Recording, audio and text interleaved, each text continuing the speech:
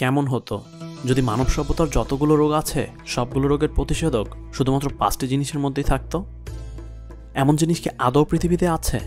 হ্যাঁ, এমন 5টি জিনিস পৃথিবীতে আছে যা সব রোগের প্রতিষেধক হিসেবে কাজ করে।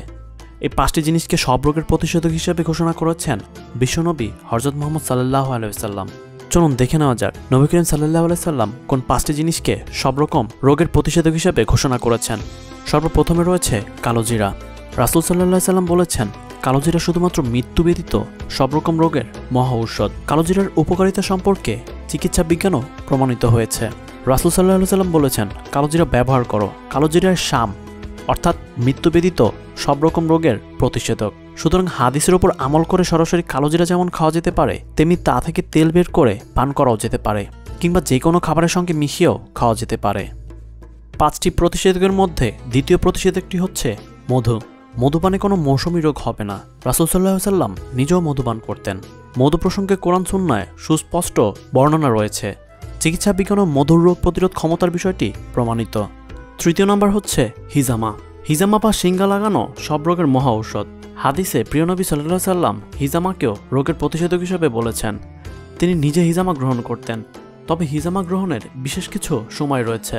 চতুর্থ প্রতিষেধকটি হচ্ছে জমজমের পানি। সহিহ মুসলিমের এক বর্ণনা এসেছে, রাসূল সাল্লাল্লাহু আলাইহি ওয়াসাল্লাম জমজমের পানিকে রোগের ঔষধ বলেছেন। যেহেতু প্রিয় নবী কোনো রোগের জন্য তা নির্দিষ্ট করে বলেনি, সেহেতু বোঝা যায় যে সব রোগের জন্যই জমজমের পানি ঔষধ।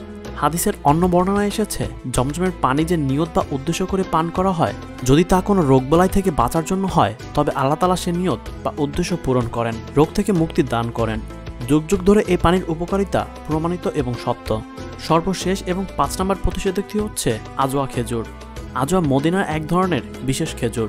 দামি খেজুরটি সারা দুনিয়ার মানুষের কাছে বরকতময় ও ফজিলতপূর্ণ, কেননা রাসূল সাল্লাল্লাহু আলাইহি ওয়াসাল্লাম নিজ হাতে এই খেজুর রোপণ করেছিলেন, আর তা রোপণের পেছনে ছিল আশ্চর্যজনক ও বিস্ময়কর ঘটনা। চিকিৎসা বিজ্ঞানের তথ্য মতে আজওয়া খেজুরে রয়েছে আমিষ, শর্করা, প্রয়োজনীয় খাদ্য আঁশ ও স্বাস্থ্যসম্মত ফ্যাট, এছাড়াও ভিটামিন এ, বি6, সি এবং কে দ্বারা ভরপুর।